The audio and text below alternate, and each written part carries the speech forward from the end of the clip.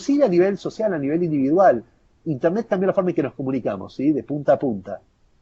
Y eso cambió la forma en que nos relacionamos también. O sea, el impacto a veces de las tecnologías es tan fuerte que puede llegar a cambiar hasta la forma en que nos relacionamos. Como por ejemplo WhatsApp. Yo a mis hijos les doy WhatsApp, ¿sí? Y uno dice, bueno, pero no le vas a dar a tu hijo un WhatsApp. Y la verdad es que es la forma en la cual más me comunico quizás con mi hijo. No es cierto, pero sí lo uso mucho. O a mi señora le mando un chiste y está al lado mío. Así que la verdad que a veces la tecnología tiene ese potencial de cambio. ¿Qué es lo que está cambiando ahora con esta tecnología? ¿Qué es lo que hace la Bitcoin y el blockchain? Va a cambiar la forma en que confiamos, ¿sí? Y, y esto es lo difícil de ver.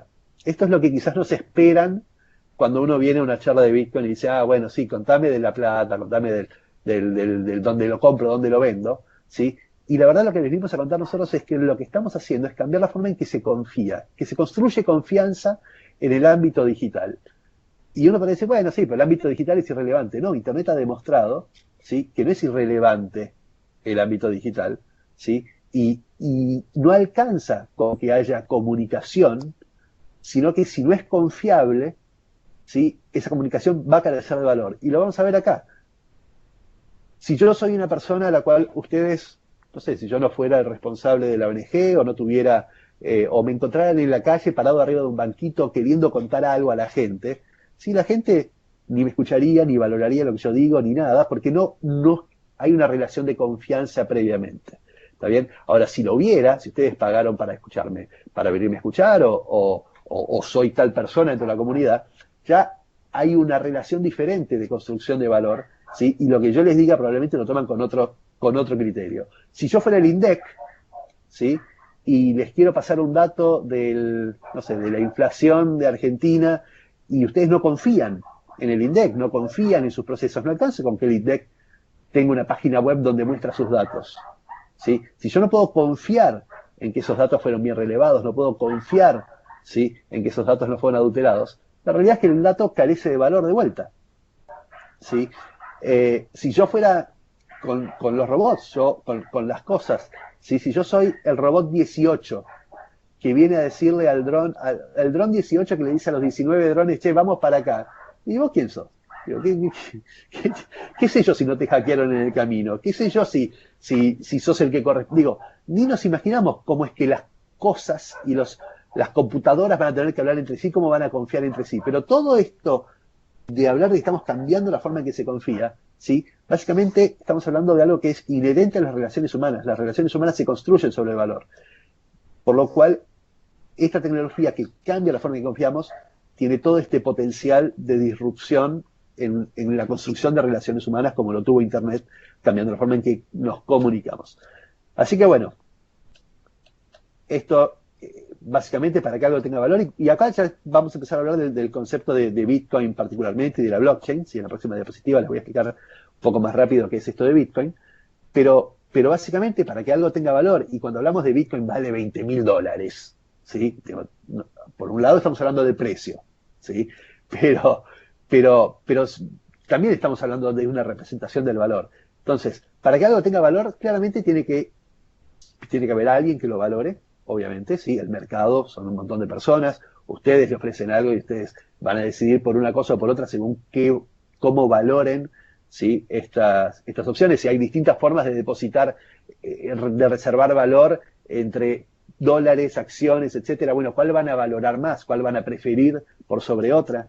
Bueno, entonces, ¿cómo construimos estas cosas que son las que más valoramos?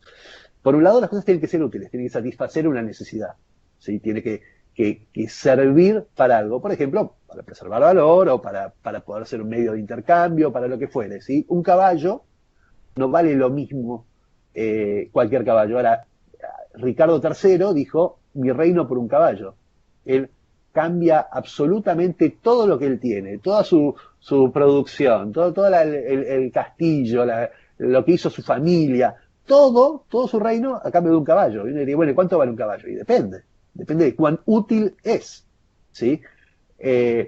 Ahora, el tema de la confianza, ¿sí?, también es indispensable. Si yo tengo dos botellas de Coca-Cola, una con el logo de Coca-Cola y la otra ni siquiera es una botella, es un vaso con un líquido negro, y ustedes no me conocen, yo les digo, ¿por cuál me pagás 10 y por cuál me pagás 2? La mayoría de la gente te pagaría 10 pesos por la Coca-Cola, porque tiene la marca Coca-Cola. Es más, no pagaría ni siquiera 2 por más de ser más barato el otro. Entonces, claramente una marca es confianza y la confianza, ¿sí?, aporta valor y le da más valor al elemento. Eh, Ahora, si ustedes probaran el vaso de 2 pesos, ¿sí?, dijeron, che, la verdad que esto es la Coca-Cola, a la próxima vez, ¿cuál pagan? ¿La de 10 o la de 2? Pagan directamente la de 2. ¿Por qué? Porque es más eficiente. Siempre van a preferir lo que sea más útil, ¿sí?, más confiable, pero más eficiente, que te exija menos dinero, menos esfuerzo o menos tiempo. ¿Está bien? Entonces, esto mismo voy a tratar de mostrarles Bitcoin y blockchain como una solución en este camino. Les voy a tratar de mostrar que como herramienta, ¿sí?, que como medio de pago, que como reserva, como depósito de valor o lo que fuere, es más útil, más confiable y más eficiente que lo que están acostumbrados hasta hoy como sistema económico o modelo económico. Entonces, ¿qué es Bitcoin? Por un lado es este commodity digital, ¿sí?, esta monedita, este activo que se puede transar entre partes, que es difícil de producir, ¿sí? Después vamos a hablar un poquitito cómo es el tema de la producción.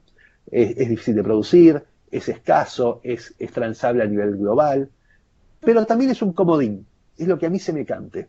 Yo publico los títulos de egresados de mi instituto en Bitcoin, ¿sí?, en la blockchain, básicamente. Estamos desarrollando un sistema de identidad digital sobre la blockchain para para barrios carenciados, ¿sí? Estamos registrando un proyecto para registrar los títulos de propiedad de los barrios carenciados en la blockchain. Bueno, básicamente puede ser lo que a uno se le cante por algunas condiciones particulares que tiene.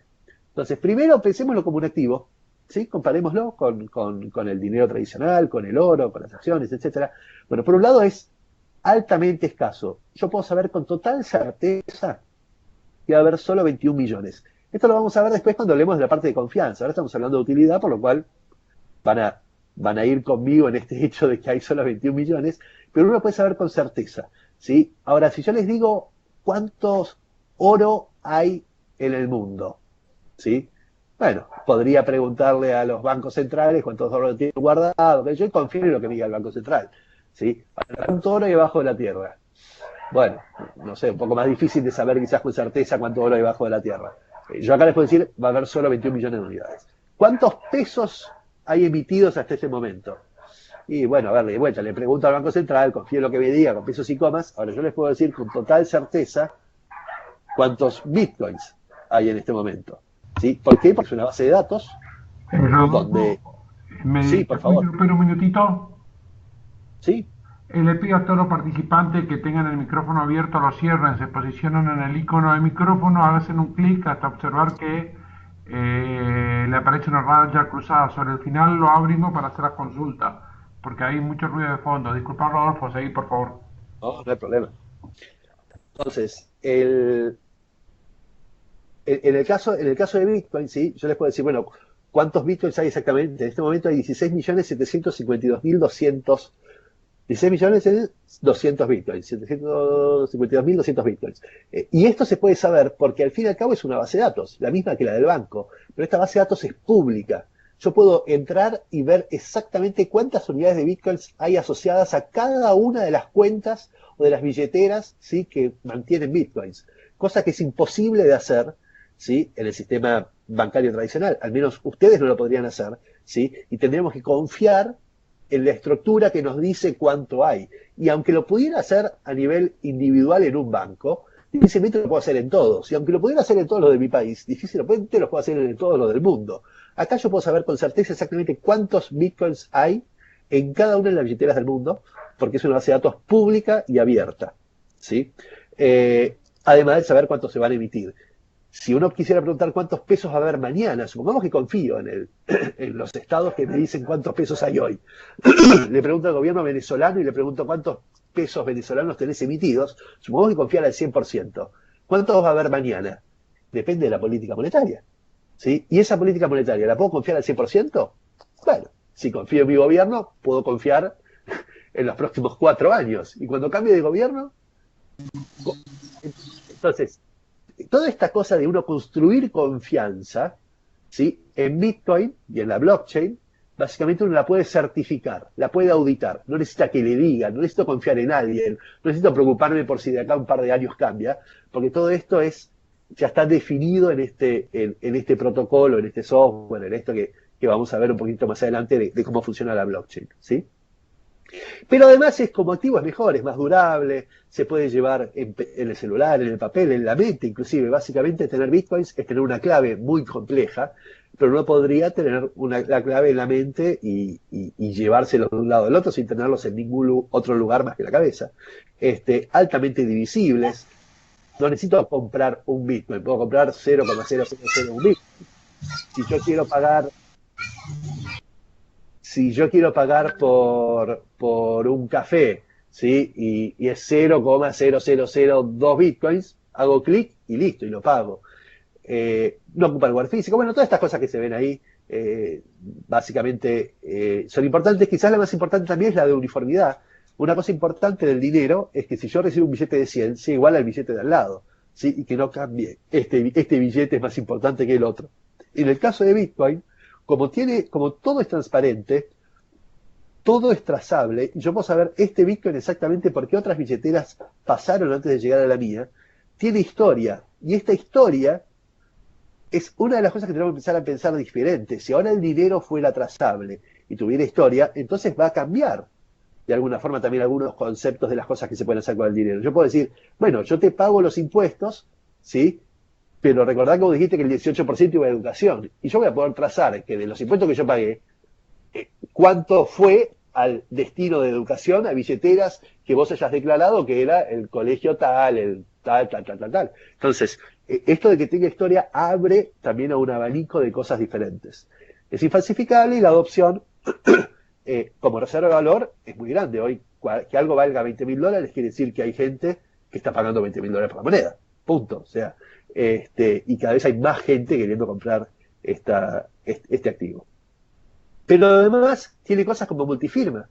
Si yo tengo 100 pesos en mi billetera, si se los quiero dar a alguien, se los doy y se terminó. Ahora mi señora ni cuenta se dio. Pero yo podría perfectamente armar una billetera en el concepto de Bitcoin, ¿sí? Donde para poder soltar esos pesos, ¿sí? Los tiene que también firmar mi señora o el gerente de compras o la estructura que sea, pero en el mismo billete, ¿no? O sea, no es, bueno, hay un software que en realidad después puedo llamar al administrador y decirle, che, ¿sabés qué? Levantame la barrera ahora, después la bajamos de vuelta. Digo, acá nada, acá es el mismo billete, no se va a poder nunca más soltar si no está multifirmado y no hay alguien que pueda evitarlo o modificarlo eso. Entonces, o bloqueo en el tiempo. Yo te doy plata a vos para que la gastes mañana, ¿sí? O que la gastes durante los próximos 3 meses y que lo que sobra vuelva, por ejemplo. Bueno, todos estos conceptos son conceptos que se pueden trabajar sobre esta tecnología, que hoy no se pueden trabajar sobre un activo tradicional. Pero sobre todo, permite guardar datos, ¿sí? Y guardar datos es muy importante, porque esto entonces lo convierte en una base de datos. Yo puedo hacer públicamente una transferencia de 1 centavo entre yo y Ricardo, ¿sí? Pero si en esa transferencia, o en ese billete que estoy transfiriendo de un lado al otro, le agrego AAQQQ, ¿sí? Todo el mundo lo ve, nadie lo entiende, pero Ricardo y yo hablamos AQQense, ¿sí? Y entonces Ricardo sí entiende el mensaje que le estoy dando, y yo también. Y yo puedo certificar que le transmití un mensaje a Ricardo porque quedó en la blockchain y todo el mundo lo puede ver y auditar, ¿sí? Y también podría mostrarle al mundo qué es lo que dije si yo pudiera descifrar ese AQQAH, digamos, ¿sí? Y entonces puedo mantener una conversación privada, pero públicamente certificada entre partes. Y esto nos abre al comodín. Entonces, como puedo ponerle datos, puedo hacer lo que se me cante. Puedo incorporar la información complementaria, ¿sí? O se pueden hacer programas de puntos, se pueden hacer distribución de acciones. Hay empresas que hoy, por ejemplo, venden una X cantidad de unidades, ¿sí? Y según cuántas unidades compró cada parte, cada jugador libre en el mercado, después distribuye sus ganancias en forma automática. Ni bien entra un peso, ¿sí? Y tanto de ganancias se autodistribuye porcentualmente según los tenedores de X unidades de la moneda que ellos generaron. Proxy voting, bueno, yo voy a votar, como tengo 30% de las unidades, tengo 30% de peso en la votación.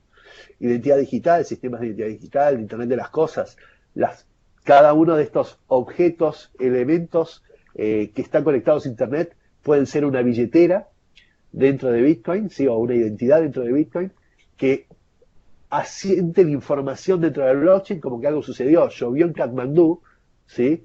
Y entonces el sensor de Katmandú hace una transacción en la blockchain que asienta ahí la cantidad de precipitación que hubo.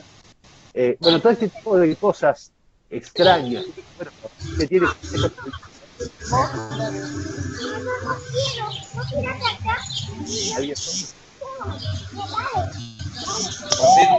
Martín, tu micrófono. Hola. Eso, Martín. Sí, Rodolfo, disculpame, voy a bloquear todos los micrófonos y después los voy a habilitar y te pido que vos vuelvas.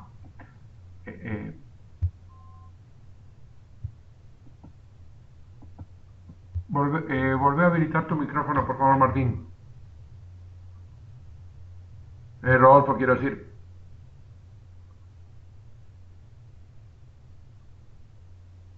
Hola.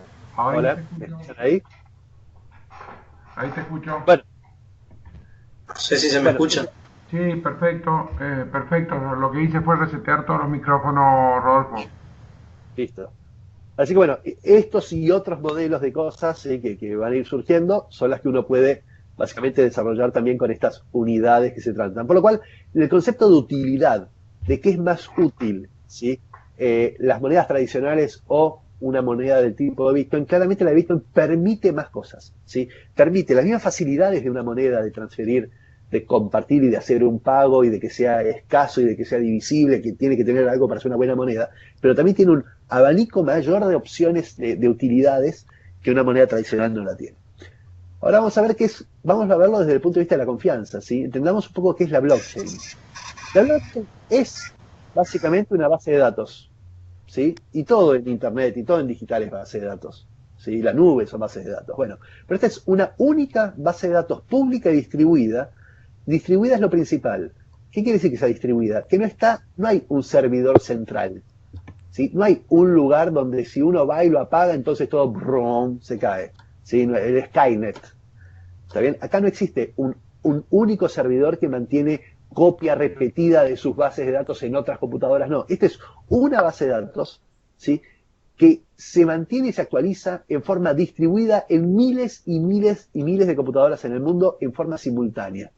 ¿Está bien? Y ninguna es la principal. Ninguno puede modificar un dato en esa base de datos en forma unilateral, ¿sí? Ninguno puede incorporar información ni borrar información en esa base de datos. Entonces, en vez de ser una alta, baja y modificación, que es el concepto tradicional de bases de datos, ¿sí? Acá solo hay alta de datos, firmantes de quién incorpora ese dato, ¿sí? Y versiones de datos. Uno podría decir, bueno, a ver, me equivoqué con el dato 1, subo un dato 2 diciendo esta es la versión número 2 del anterior, pero no puedo borrar la anterior. Si yo le pido al Estado que publique sus declaraciones juradas, ¿sí? En la blockchain, y algún, no sé, ministro se equivocó y le dice a Carlos, che, subime esta que me equivoqué, hoy borran el sistema, ponen la 2 y nadie se da cuenta, o nadie puede certificar que antes había una anterior, ¿sí? En cambio acá, cuando uno lo hace sobre la blockchain, el dato que queda en la blockchain queda de por vida inmutable, y si yo quiero emitir una segunda opinión o un segundo dato, simplemente no es que no lo pueda hacer, sino que tengo que mandar una versión número 2 sin poder eliminar la número 1. Y así funciona, nos gusta o no, así es como funciona la blockchain. ¿Cómo se hace? Porque ven que ahí está bloque 0, bloque 1, bloque 2. Bueno, el bloque 2 incorpora todo lo que tiene además el bloque 1. En realidad, una referencia, uso un poco de criptografía, no me voy a poner el detalle, pero básicamente incorpora toda la historia preexistente. Y el bloque 1 es la historia preexistente. Y así. Entonces, no hay forma de que alguien pueda modificar algún dato en la base de datos, porque cuando se escribe un nuevo bloque, ¿sí? De información, este bloque va a decir cuál era toda la información preexistente en su propia base de datos, antes de que el resto lo quiera actualizar esta nueva información. Y para actualizarlo y para decir, ok, voy a tomar tu dato como válido, alta de datos, por decir qué dato nuevo se incorpora a la base de datos, va a corroborar, a certificar que el bloque que vos le estás pasando tenga la referencia de la propia base de datos que esta persona que todavía no te conoce tenía en su computadora hasta ese momento. Entonces, nadie puede adulterar una base de datos libremente. Tiene que adulterar todas las computadoras del mundo al mismo tiempo, lo cual es empíricamente imposible, ¿sí? Porque si no, cuando una computadora adulterada le vaya a decir a los demás, chicos, esta es la nueva información, nosotros van a decir, no, tu base de datos preexistente no es igual a la que yo tenía antes.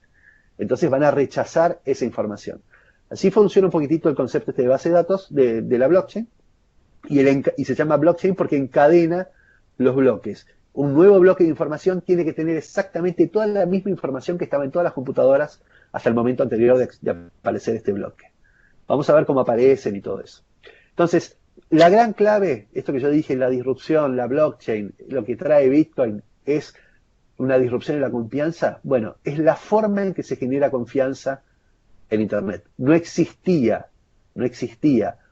una forma de generar confianza o de no poder duplicar un archivo o de no poder falsificar información en Internet hasta, ¿sí?, que existió la blockchain. ¿Por qué? ¿Cómo lo logra? Primero es open source. Es un software. ¿Sí? Es un software, listo, cualquiera podría entrar y modificar el software. Es un software de código abierto. Todo el mundo puede revisar línea por línea del código. Aunque no lo sepan hacer. Yo diría, bueno, yo no sé revisar el código de Bitcoin, cómo funciona. Bueno, pero podrían contratar a alguien en quien confíen y que lo audite, ¿sí? Pero básicamente existe la posibilidad de auditarlo. Si yo les dijera, bueno, pero vos podés auditar el sistema del banco que usás, si quisieras, ¿podrías al menos auditar el sistema? La verdad es que no. ¿Sí? ¿Para qué? ¿Podés?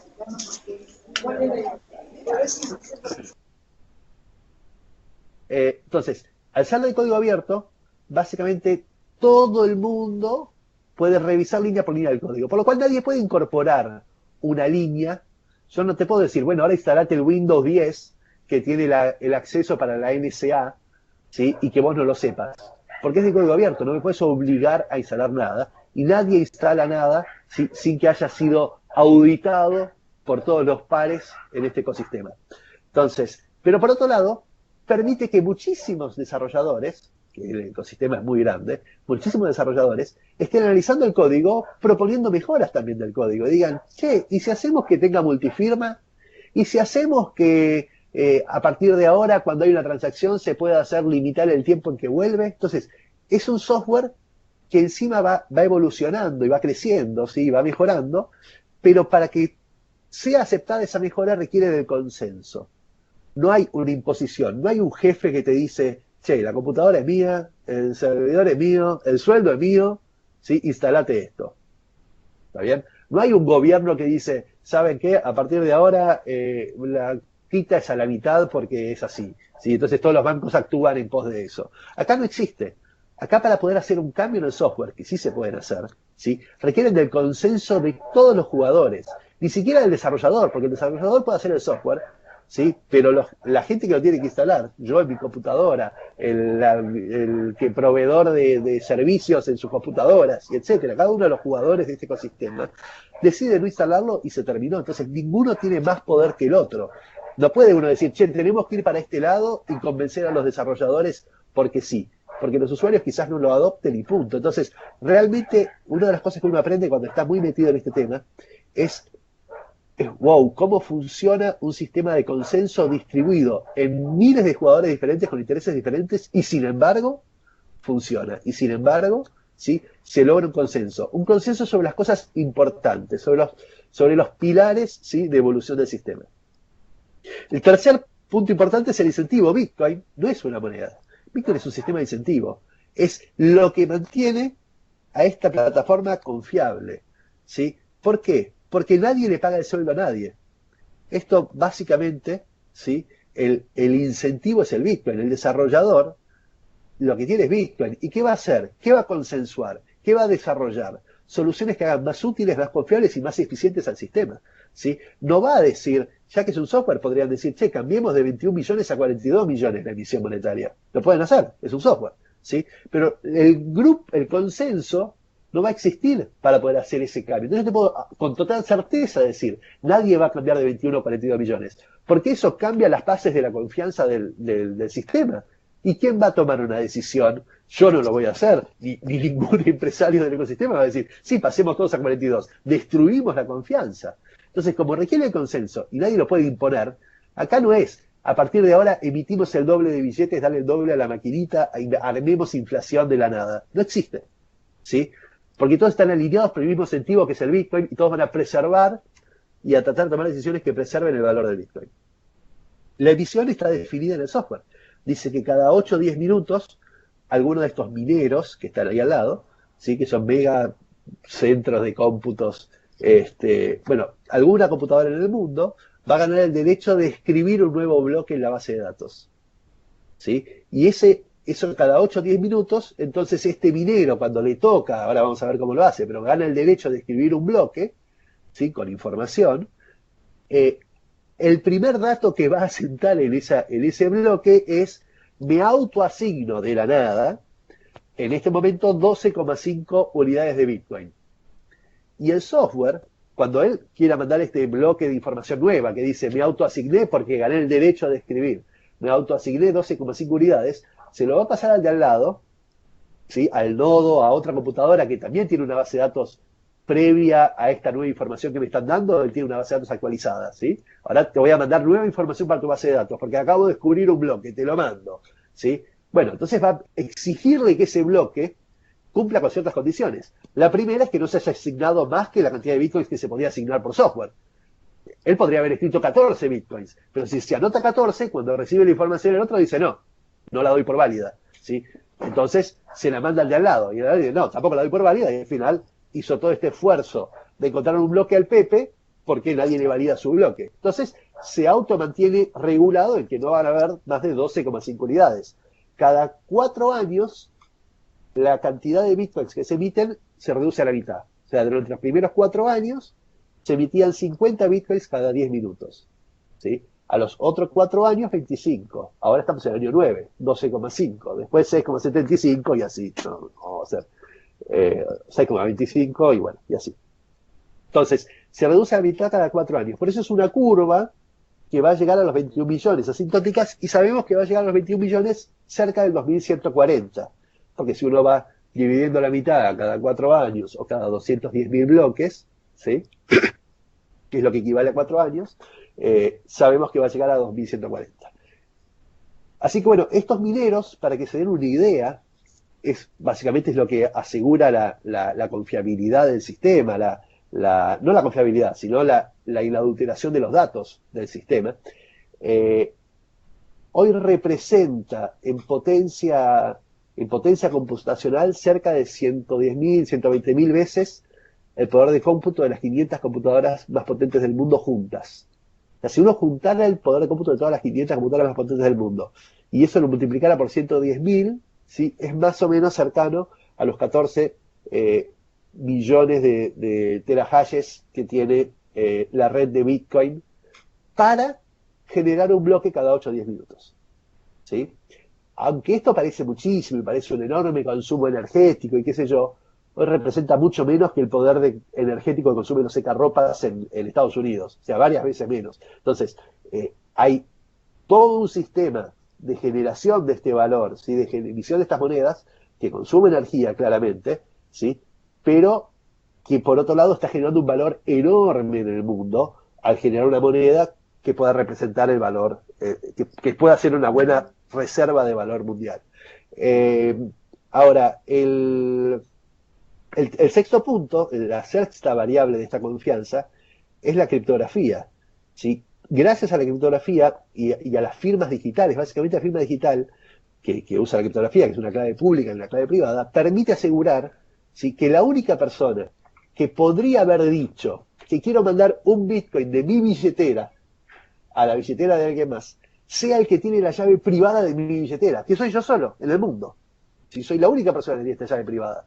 Entonces, el minero no va a poder escribir, el que escribe un bloque no va a poder decir, sí, Carlitos dijo que tal billetera, que él quería mandar bitcoins de su billetera a su billetera, porque la única forma de poder escribir esa transacción es que la haya escrito Carlitos, ¿sí? El que tenía la llave privada correspondiente a esa billetera. Entonces, esto asegura que no hay forma en el mundo que un hacker te pueda robar los bitcoins tuyos, ¿sí? Salvo que tuviese acceso a tu propia clave privada. Entonces, esto no es como en un banco que si voy a asalto un banco le robo toda la plata a todo el mundo. No.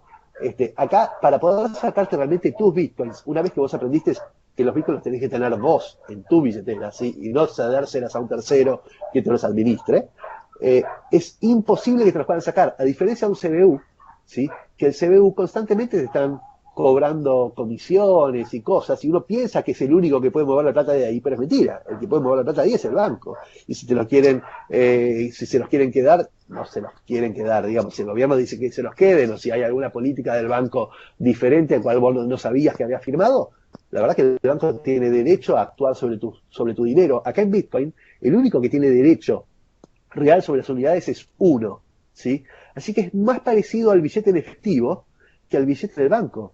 Porque el efectivo, una vez que vos lo tenés en el bolsillo, la única forma de sacártelo es que vayan y te lo saquen de tu bolsillo, ¿sí? O de tu casa y saquen tu casa y tu colchón. Esto es muy parecido a eso. La única forma de que te saquen un Bitcoin es que te asalten tu casa o tu colchón de Bitcoin, digamos. Pero sin embargo es digital. Y cuando yo te transfiero una unidad, ahora la tenés vos, es como si te hubiera dado un billete de 100 y ahora sos la única persona que me lo puede devolver. No es pagué con tarjeta de crédito, ¿sí? Y la tarjeta de crédito tiene 90 días para rechazarme el pago porque la persona dijo que le había robado su billetera, su tarjeta. Entonces, acá una vez que recibís bitcoins, la única forma de que esos bitcoins vuelvan para atrás es que vos los devuelvas a la persona que te los mandó, ¿sí? Y esto cambia el modelo económico también, y los derechos y cómo están distribuidos esos derechos. Así que básicamente de esta forma se construye confianza en un sistema, en una base de datos, de una forma distribuida, ¿sí? Donde nadie es el jefe, nadie puede decir mañana, ¿sabes qué? Yo hago una red de 10.000 computadoras y armamos una blockchain privada entre nosotros, ¿sí? Y entonces, listo, ¿para qué le ponemos mineros? Si yo pago la electricidad, yo pago cada una de mis sucursales son mías, ¿sí? Somos 10 bancos, son todas sucursales nuestras, el sistema va a ser tan confiable como sean confiables esos 10 bancos, ¿sí? O tan confiable como que esos 10 bancos quieran permitir que un banco número 11 se sume y le diga, no, vos no te puedes sumar porque no queremos, ¿sí? O tan confiable como que no puedan llamar y decir, ¿sabés qué? Apagá un minutito el servidor, ¿sí? Porque nos equivocamos, todos apagan los servidores, ¿sí? Porque a todos les pago el sueldo y después actualizamos la información, volvemos a subir los servidores y ahora todo el mundo ve la información actualizada. Entonces, cuando uno habla de una confianza global, distribuida, una moneda que tiene que ser global, que no dependa de un Estado, no dependa de uno particular, de nada, este es el modelo, el de Bitcoin es el modelo de confianza totalmente distribuida. Ahora, existen otros modelos de blockchain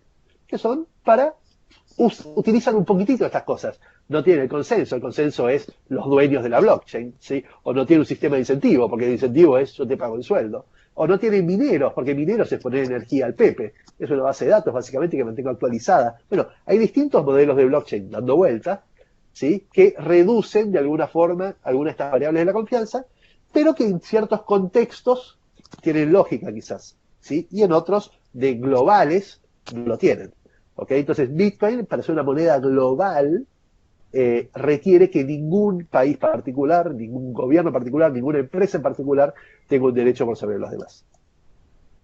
Así básicamente como se ve una blockchain, una forma de ver, hay muchas visualizaciones de exploradores de blockchain, pero básicamente acá ven que esta billetera, que dice 1NXW, no sé qué cosa, recibió de estas otras billeteras 17 PB 0.25 bitcoins. Y esa billetera le mandó a la 18M2 1,17 bitcoins. Y recibió tantas transacciones. Uno podría ir haciendo clic en cada una de estas billeteras y ver cómo es que esa billetera había recibido los originales 25 bitcoins para mandárselos. Así hasta la génesis, hasta el origen de esos bitcoins en algún bloque de algún minero que haya descubierto esos bitcoins originales en algún momento.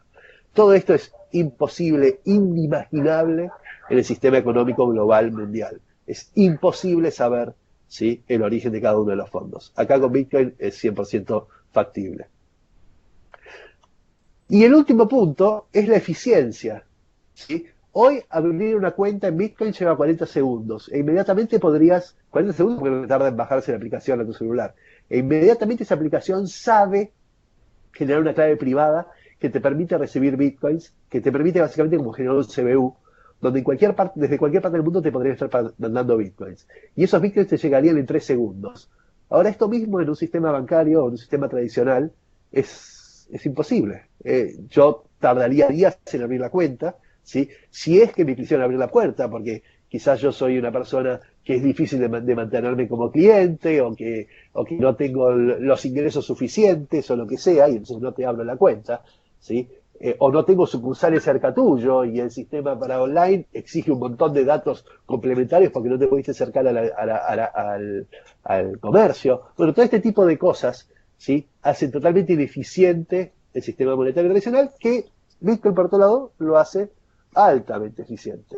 40 segundos ya podría estar recibiendo un pago en bitcoins, obviamente, y esos bitcoins venderlos localmente, por pesos o preservarlos, pero podría estar recibiendo un pago de Japón, qué sé yo, de donde sea, en 3 segundos. Pero por otro lado, al eliminar intermediarios, al eliminar esta base de datos, intenciones individuales o la confianza en algún individuo particular, se eliminan corrupción, se reducen errores, comisiones, que es costos, ¿sí?, tiempo, riesgos. Y esto es básicamente lo que hace eficiente, ¿no? Reduce tiempos, costos,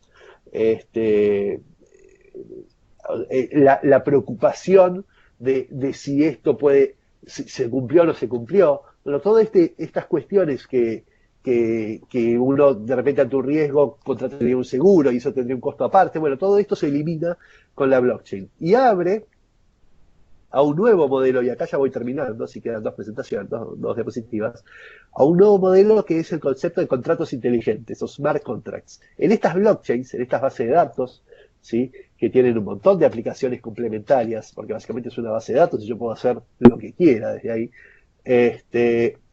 se pueden inclusive dejar pequeños programas, porque puedo incorporar datos, pequeños programas latentes que se autoejecutan ante alguna situación en la blockchain. Entonces, si un elemento de Internet de las cosas dice, listo, ya, no sé, llovió en Katmandú, entonces, cuando desde la firma de ese elemento de Internet de las cosas dice, asienta en la blockchain que hubo 18 milímetros de lluvia, ¿sí?, un programa latente, que es de un sistema de seguro, estaba esperando a ver si algo sucedía en esa blockchain, ¿sí?, y automáticamente cuando ve que llueve dispara un pago a la contraparte.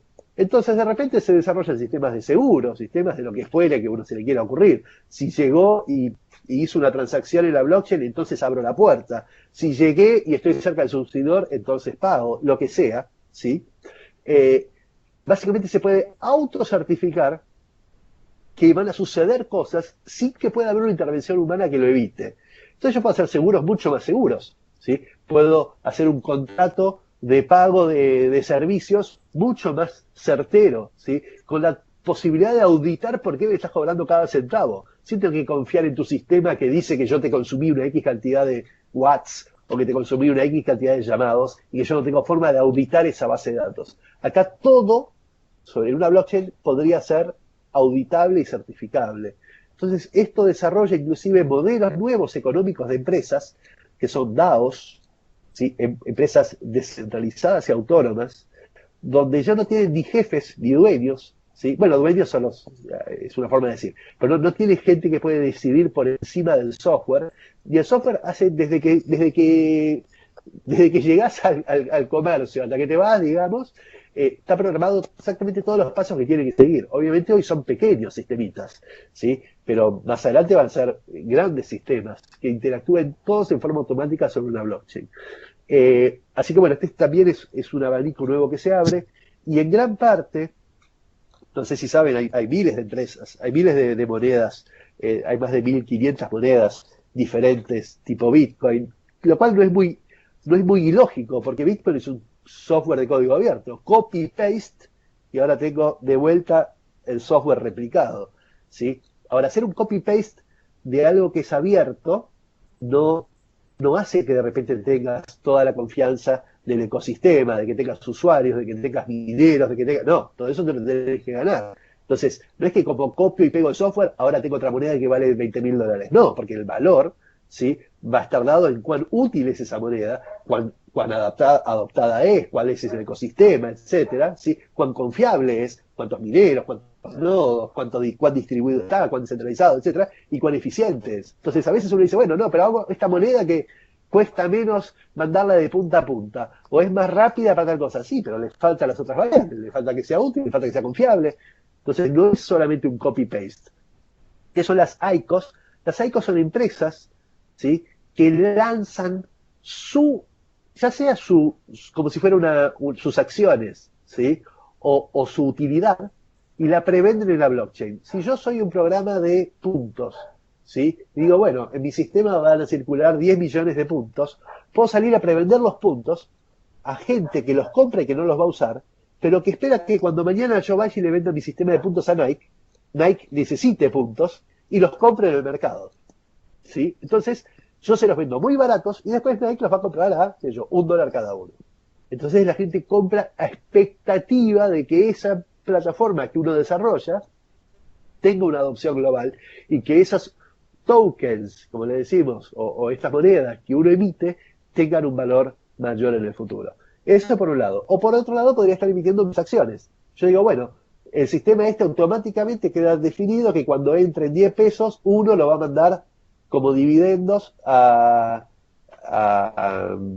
o como resultado lo va a mandar a los tenedores de acciones. Y entonces yo prevendo mis acciones y la gente compra el 10%, el 50%, lo que sea, el 0,01% de toda la cantidad que se emiten. Y entonces espera, si a esta empresa le va muy bien en el futuro, va a tener muchos ingresos, y entonces voy a ganar mucho más dinero que lo que pagué como por esa ICO. Y este es el modelo por lo cual existen también un montón de monedas adicionales, que ya no son solo monedas, sino que representan un algo de una empresa en particular o de un proyecto en particular, que en general son también sistemas descentralizados y autónomos. Así que bueno, esto está asociado a un proyecto que estamos haciendo nosotros con el BID, ¿sí? Un sistema de identidad digital. Identidad digital es alguien, ¿sí?, en esta blockchain, y va recibiendo información firmada de distintos organismos, ¿sí?, de microfinanzas, mercado pago, bancos, etcétera. Ellos también son una identidad dentro de la blockchain. Y cuando yo abro una relación con un banco, el banco firma y me dice, ¿sí?, que yo tengo una relación con él y lo asocia a mi identidad digital. Y los alquileres, yo pago un alquiler y dice yo pagué el alquiler. Y yo voy a Mercado Libre, no sé, estoy viendo ahí, bueno, y dice que yo hice una operación. Entonces, si cada uno de estos jugadores tiene una identidad digital en la blockchain y yo tengo la mía, ahora yo puedo acercarme a cualquier lado y decir, mira, yo tengo esta relación con el banco, así demostrámelo. Y yo te muestro que tengo una transacción que en origen fue firmada por el banco, o en origen este título de propiedad, ¿sí?, o este título egresado lo entregó mi instituto. Te lo puedo demostrar sin tener que vos tengas que ir a preguntar al instituto, que el instituto no tendría por qué responderte a vos, ¿sí?, si yo me egresé o no. Y sin que yo tenga que ir a traerte un papel firmado y sellado por el instituto, porque ves que está firmado en la transacción, fue emitida en origen por la firma digital que corresponde al instituto. Entonces, esto básicamente abre a un escenario donde todas las relaciones las podemos tener nosotros, las llevamos nosotros mismos con nosotros, ¿sí?, pero no son públicas. Están en una base de datos pública, pero soy el único que te puede demostrar, ¿sí?, que a mi identidad digital está asociada esta relación con los distintos organismos que en origen certificaron que me habían mandado este documento o este archivo a mí. Así que esto abre a todo un abanico nuevo de opciones y de cuestiones. Ahí termino yo mi presentación, dejo de compartir mi pantalla, vuelven a ver mi fea cara en el escenario una vez que... Hola. Sí, se te ve igual la fea cara esa. Pero qué raro que se vea tanto mi fea cara. Aprovechar y hacer una consulta. Sí, claro. Yo puedo hacer un ICO privado para dar, por ejemplo, en recursos humanos, darle una ponderación o una valoración a cada uno de mis empleados y de que pues internamente haya transacciones por eficiencia, por comportamiento, por lo que fuese, y esas acciones vayan subiendo o no subiendo, de manera tal de que alguien afuera que quiere ver cuánto vale el empleado dentro de la organización tenga una visibilidad y sea un incentivo para que está trabajando, o también hacer una pseudo moneda, una pseudo acción, como quieran llamar, dentro de, por ejemplo, una gestión política que me diga, bueno, que me vaya midiendo por las acciones cada una de las actividades y van de alguna manera utilizando esta pseudo moneda que no tiene valor económico, pero sí tiene un valor de ponderación por parte de que está subiendo o bajando las acciones, ¿no? No sé si se entiende. Exactamente. No solo se entiende, sino que hay modelos, por ejemplo, de tarjeta naranja está instrumentando lo parecido a lo que me decís de empleados dentro del sistema, utilizando blockchain con una empresa argentina. O sea, un desarrollo así de incentivo interno de personal vinculado a blockchain. El único tema acá en tener siempre en cuenta es por qué lo haría sobre la blockchain versus por qué no lo haría sobre la blockchain. O sea, al fin y al cabo es una base de datos, ¿sí? La pregunta es ¿por qué usaría una base de datos tipo blockchain? Y si es tipo blockchain, ¿cuál de todas las blockchains? ¿Una blockchain privada, una blockchain pública, una blockchain como Bitcoin que tiene un costo a asentar cada transacción dentro de Bitcoin?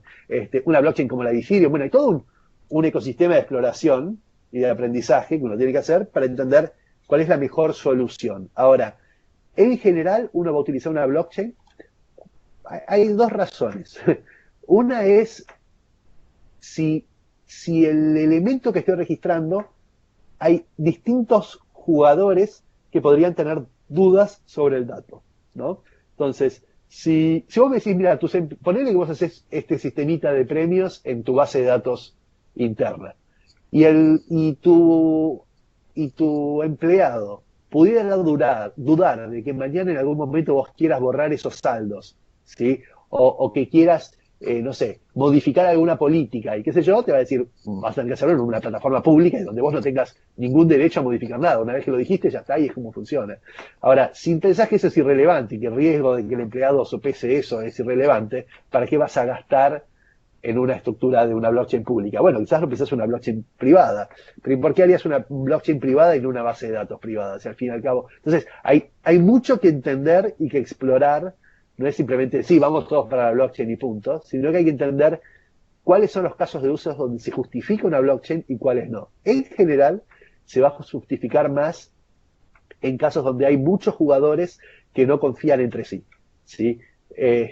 O que no necesariamente confiarían, ¿sí?, en una estructura particular de toma de decisión. Entonces, por eso se organizan consorcios. Entonces, a veces hay blockchains de consorcios de bancos que dicen, bueno, está bien, no nos importa tener una moneda descentralizada, no queremos inventar el dólar, pero que el arqueo entre nosotros, nadie lo cague al otro. Bueno, hacemos un consorcio entre nosotros, ¿sí? Está bien, pero son tan confiables como dentro de ese consorcio. Alguien de afuera no tiene por qué confiar en la unidad esa dentro de ese consorcio. Porque sí, qué sé yo, si no tienen intenciones, ¿sí? Yo soy el banco más importante del mundo que quedé afuera de ese consorcio y no sé si no van a querer actuar en contra mía. Así que, digo, depende, hay que hacer todo un análisis, que para eso no es mi consultoría particular, pero digo, por eso es el tipo de cosas que uno encara sobre si vale la pena o no instrumentar la blockchain para ciertos procesos. Dicho eso, generalmente todo lo que haga el gobierno, el ciudadano preferiría que se haga sobre una blockchain, ¿sí? Porque el ciudadano siempre va a desconfiar del Estado, ¿sí? Y sin embargo el Estado preferiría que no se haga sobre una blockchain porque prefiere preservar el derecho del poder del error y etcétera. Pero también hay un aprendizaje que hay que hacer. Un aprendizaje desde el ciudadano y un aprendizaje del Estado, si esto realmente se convierte en realidad. Y cuando vos haces una licitación pública, no la haces sobre la blockchain, pero en el país de al lado sí la hacen sobre la blockchain, vos decís, bueno, a ver, ¿cuánta libertad tengo de decidir si lo quiero hacer o no? Porque al fin y al cabo, todos me están demandando que la haga sobre la blockchain. Y así, entonces, hasta cierto punto uno puede decidir a veces incorporar o no, porque con el tiempo, cuando la gente empieza a reconocer que este es el camino más confiable, ¿sí?, y la forma más confiable de certificar que la información que me mostrás no fue adulterada, no fue modificada, etcétera, probablemente la demanda venga de las partes, ¿sí? Y si vos sos una empresa grande y decís, yo soy la confianza, acá la gran dificultad es que las empresas se sienten el organismo confiable, ¿sí? Y si mis clientes confían en mí, punto, son mis clientes, pero va a venir una empresa chiquitita que va a desarrollar su solución sobre blockchain y que va a demostrar mucho más confianza que la que tengo que depositar en vos. A mí no me va a pedir que me la depositen ellos. Voy a poder certificar y auditar, básicamente, que lo que me dicen es cierto. Y entonces de a poco va a ir compitiendo también contra tu producto, que vos tenés que mantenerte una mega estructura para que sea confiable, una mega estructura de publicidad para que sea confiable. Y la verdad que tenías ahí al lado, ¿sí? Que con mucho menos esfuerzo y procesos más eficientes y más confiables, probablemente fue comiendo parte de tu mercado. Así que hay que ir entendiendo en qué casos sí, en qué casos no, pero sí es relevante. Ok, muchas gracias. Te hago una consulta, ¿no ves que esto es una herramienta extraordinaria para los gobiernos?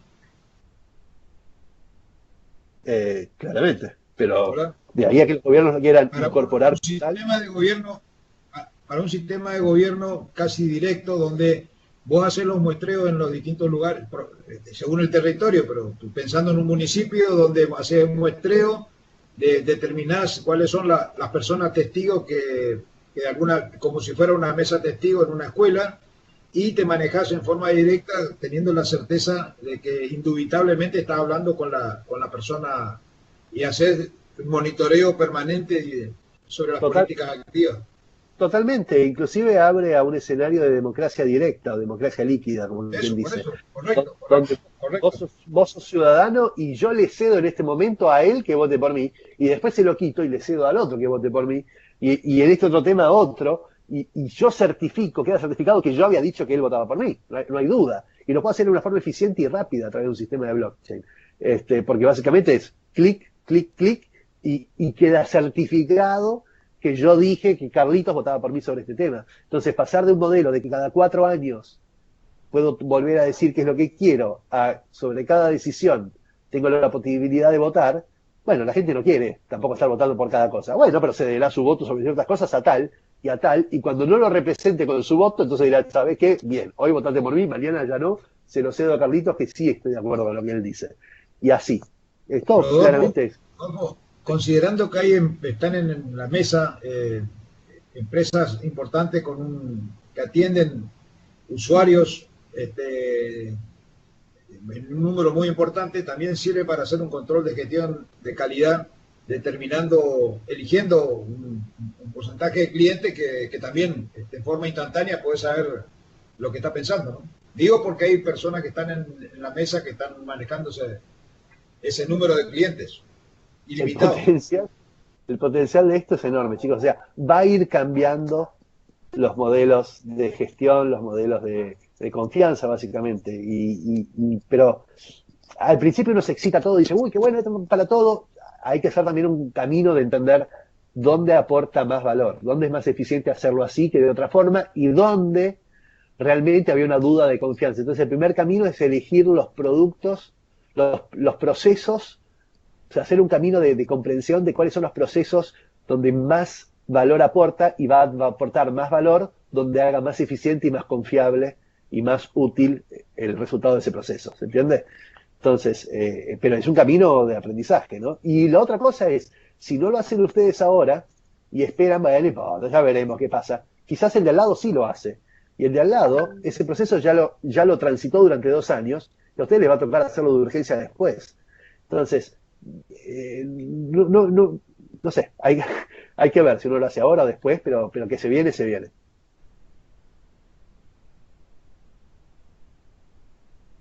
¿Alguien más? Te hago una consulta, Rodolfo. Soy Germán. Sí, Se viene el proyecto de reforma de ley tributaria. sí, perfecto. ¿Qué novedades tenés de cómo quedaría o impactaría esa reforma sobre lo que es la tenencia, por un lado, de criptomonedas, a lo general sin especificar en Bitcoin, y por otro lado, la misma transacción o usabilidad?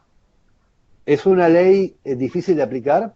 Es como, a ver, el Estado en general va a proponer cosas, pero no necesariamente va a poder ejecutar las cosas. Es como que realmente, a ver, tiene sus cosas bien y sus cosas mal.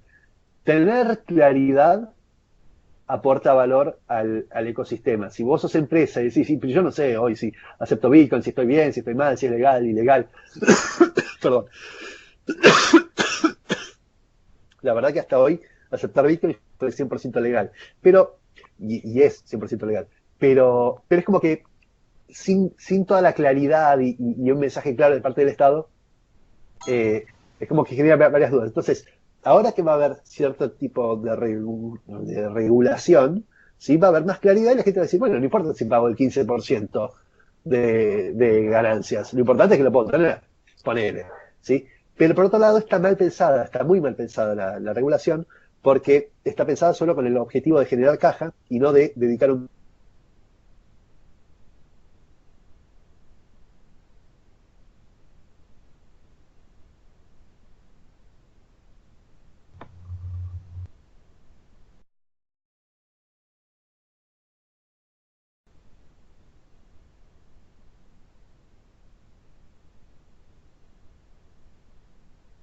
Hola, ¿me escuchan?